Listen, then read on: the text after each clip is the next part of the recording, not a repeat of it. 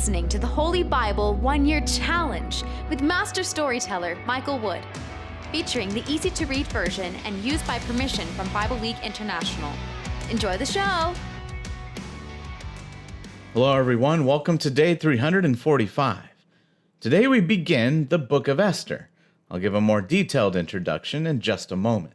And in the New Testament, we're continuing in the book of Revelation. Right now, Jesus is in the process of giving some messages to the churches at the time. Today you'll hear about the church in Thyatira, which has a problem with a woman named Jezebel. She's been telling the people to sacrifice to Roman gods, and she's guilty of a lot of other sins on top of that. However, there's always hope because not everyone is following Jezebel, and Jesus lays out a reward for this church should they repent and stop listening to her. And for the church in Sardis, they seem to be doing well on the outside, but they're dead on the inside. But a part of this congregation is in sin, while the others are walking with the Lord. And he uses clothes to illustrate the difference, where those who are in sin are wearing dirty clothes, and those who are walking with the Lord are wearing fresh, white robes. If you enjoy the show, visit me at patreon.com/storymaster. You'll find the link in the description box below. By contributing as little as $1 per month, you will enable me to continue this ministry, and you'll get cool rewards too. Together, we're going to get through the Bible in 1 year. Let's get started. The Book of Esther, an introduction. What do you do when one of the most powerful rulers in the world wants to wipe out your people? And that's the situation the young Esther is into when we begin the Book of Esther. This is further down the timeline where the Persians are in charge, more specifically King Xerxes. If you've ever seen the movie 300, yeah, that's the guy, the bad guy who's trying to enslave the poor, innocent Spartans. But in this story, we see a different side of King Xerxes. He loves women, and that's for sure. And it's this desire in which Esther is able to gain an audience with the king of the Persian Empire, and thereby exacting her influence on not only King Xerxes, but on government policy, thereby saving her people. As we begin chapter 1, the year is 500 BCE. The king throws a huge banquet, showing off his wealth to all the different people around the land. And we're talking a serious party that's 180 days long. It's all fun and games until the king ushers in his beautiful Queen Vashti. But she refuses to come. What is King Xerxes supposed to do about his unwilling wife? Well, it doesn't go well for Queen Vashti, and therefore leaves a vacancy for the Queen of Persia. And that's where the story of Esther turns into almost a game show to find out who's going to be the next queen. And there's a competition of women, and that's where Esther enters the scene. She is an orphan child raised by Mordecai, and together they will use her beauty to enter the king's favor. Esther chapter 1. Queen Vashti disobeys the king. This is what happened during the time when Xerxes was king of Persia. He ruled 127 territories, from India to Ethiopia. King Xerxes ruled from his throne in the capital city of Susa. In the 3rd year after he became king, he gave a party for all his officials and leaders. The army leaders from Persia and Media were there, as well as the important leaders and officials from the other territories Xerxes ruled. The party lasted 180 days, and King Xerxes used this whole time to show off the great wealth of his kingdom and the amazing beauty and riches under his control. After this, the king gave another party that lasted for 7 days. It was at the front of the palace in an open area surrounded by gardens. All the men in the capital city of Susa were invited, no matter how important they were. This garden area was shaded with white and blue linen material. The material was hung with cords of white linen and purple wool tied to silver rings on marble pillars. There were couches made of gold and silver. They were sitting on a floor made from expensive stones and polished shells of different colors set in white marble. Wine was served in gold cups, and every cup was different. The king was very generous with his wine, so there was plenty for everyone. The king allowed all the guests to have as much wine as they wanted. he had ordered his servants to let the guests decide how much to drink. At the same time, Queen Vashti also gave a party for the women inside the palace of King Xerxes. On the 7th day of the party, King Xerxes was feeling very happy from all the wine he had drunk. He gave a command to his 7 personal servants, Mehuman, Biztha, Harbona, Bigtha, Abagtha, Zathar, and Caracas. He commanded them to bring Queen Vashti to him, wearing her royal crown. She was very beautiful, and he wanted to show off her beauty to the leaders and important people there.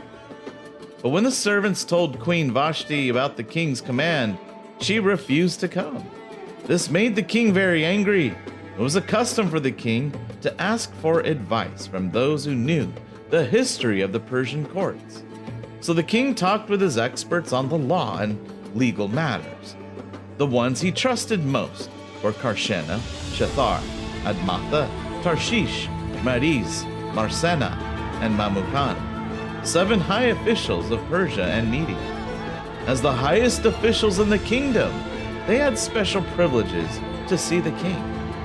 The king asked them, "What does the law say should be done to Queen Vashti? She refused to obey an order from the king that was sent to her through his servants." Then Mamukan answered the king with the other officials listening. Queen Vashti is done wrong, not only to the king, but also to all his officials and all the people in all the territories ruled by King Xerxes. I say this because all the other women will hear about what Queen Vashti has done. Then they will stop showing respect to their husbands. They will say, King Xerxes commanded Queen Vashti to be brought to him, but she would refuse to come.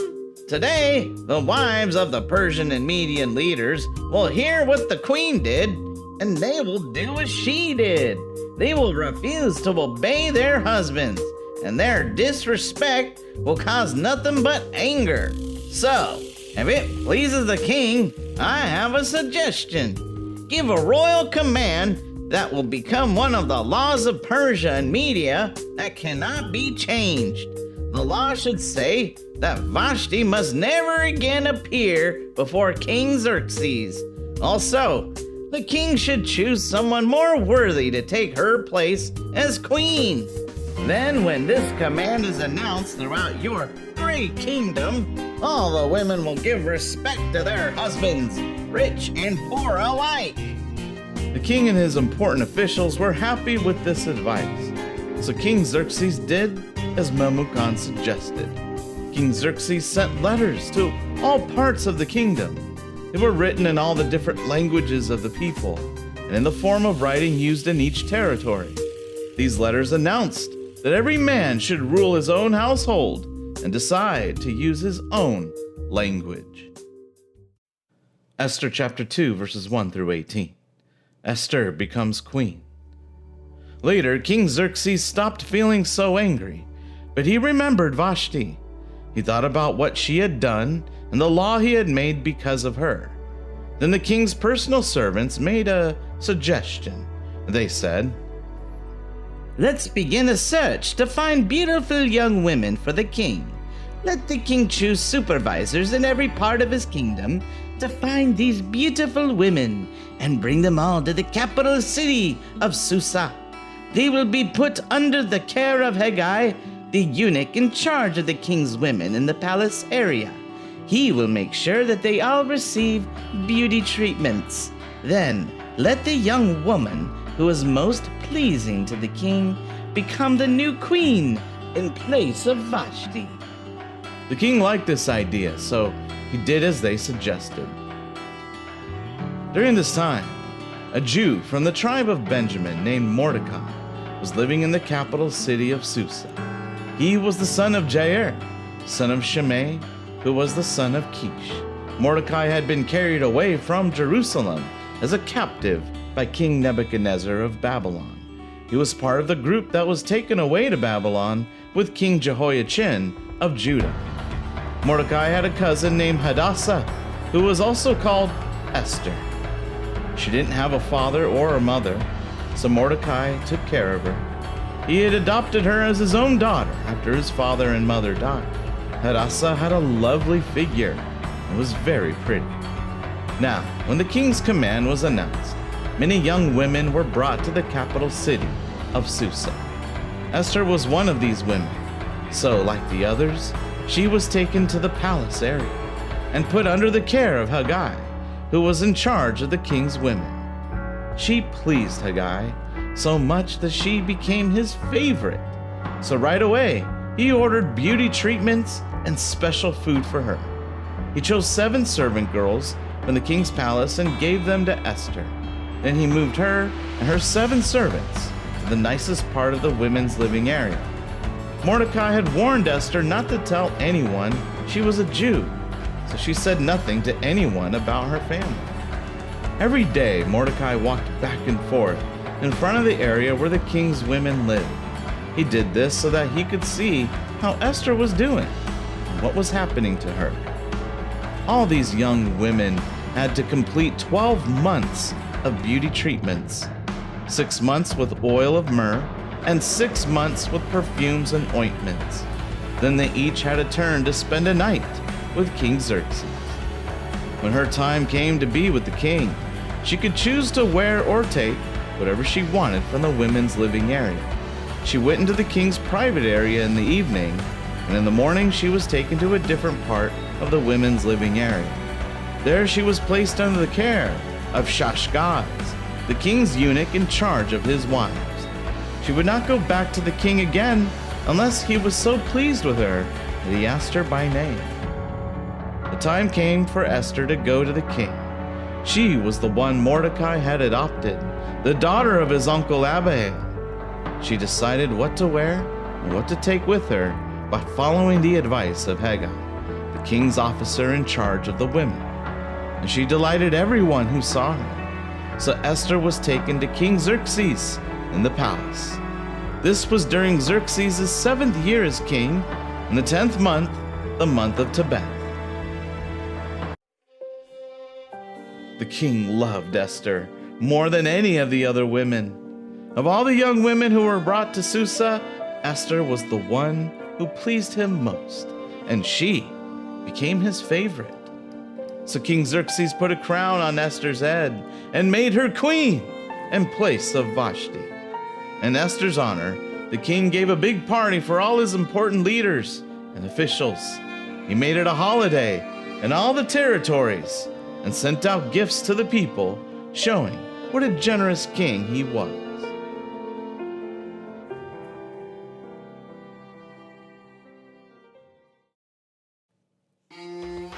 Jesus' message to the church in Thyatira.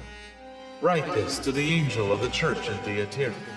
Here is a message from the Son of God, the one who has eyes that blaze like fire and feet like shining brass. I know what you do. I know about your love, your faith, your service, and your patience. I know that you are doing more now than you did at first. But I have this against you. You let that woman Jezebel do as she wants. She says that she is a prophet, but she is leading my people away with her teaching. Jezebel leads my people to commit sexual sins and to eat food that is offered to idols. I have given her time to change her heart and turn away from her sin, but she does not want to change. So I will throw her on a bed of suffering, and all those who commit adultery with her will suffer greatly. I will do this now if they don't turn away from the things she does. I will also kill her followers.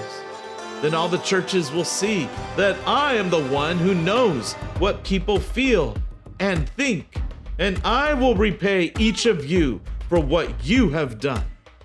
But others of you in Thyatira have not followed her teaching.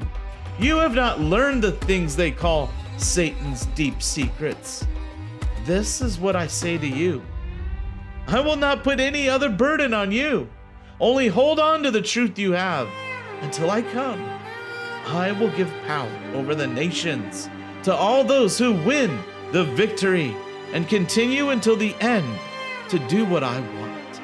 They will rule the nations with an iron rod. They will break them to pieces like clay pots. They will have the same power I received from my Father, and I will give them the morning star. Everyone who hears this should listen to what the Spirit says to the churches. Revelation chapter 3, verses 1 through 6. Jesus' message to the church in Sardis. Write this to the angel of the church in Sardis. Here is a message from the one who has the 7 spirits and 7 stars. I know what you do. People say that you are alive, but really, you are dead. Wake up! Your faith is almost dead, so do all you can to make it stronger before it's too late. I feel that the way you are living is not good enough for my God. So don't forget the teaching you heard and accepted. Obey it. Change your hearts and lives. You must wake up, or I will come to you and surprise you like a thief. You will not know when I will come. But you have a few people in your group there in Sardis who have kept themselves clean. They will walk with me. They will wear white clothes because they are worthy. Everyone who wins the victory will be dressed in white clothes like them. I will not remove their names from the book of life. I will say that they belong to me before my Father and before his angels. Everyone who hears this should listen to what the Spirit says to the churches. Psalm chapter 140, verses 6 through 13. I said to the Lord, you are my God. Lord, listen to my prayer. My Lord God, the powerful one who saves me, you protect my head in battle. Lord, don't let the wicked have what they want. Don't let their plans succeed. Salah. My enemies are planning trouble for me. Lord, make that trouble fall on them. Pour burning coals on their heads. Throw them into the fire. Throw them into pits from which they can never escape. Don't let those cruel liars enjoy success here. Let disaster hunt them down. I know the Lord will provide justice for the poor and will defend the helpless. Those who do what is right will praise your name. Those who are honest will live in your presence. Thank you, everyone. That was day 345. Join us for day 346. We'll continue in the book of Esther. The plot thickens when Mordecai overhears a plot of 2 of the king's eunuchs that they want to kill the king. Can Mordecai use this to his advantage? You'll be introduced to a new character named Haman. And when Haman asks everyone to bow down to him as he walks by, and Mordecai refuses, this causes problem for the Jews, and consequently, both Mordecai and Esther. But don't worry, Mordecai has a plan. And we will continue in the book of Revelation. You'll hear about the churches in Philadelphia and the church in Laodicea. And you'll learn that there's one thing the Lord doesn't like. It's things that are lukewarm. You know, neither hot nor cold. Who here likes room temperature coffee? I didn't think so. We hope you enjoyed today's verses. Be sure to leave us a positive review and to share this podcast with your friends and family. Please join us for the next episode as we experience the Bible in 1 year.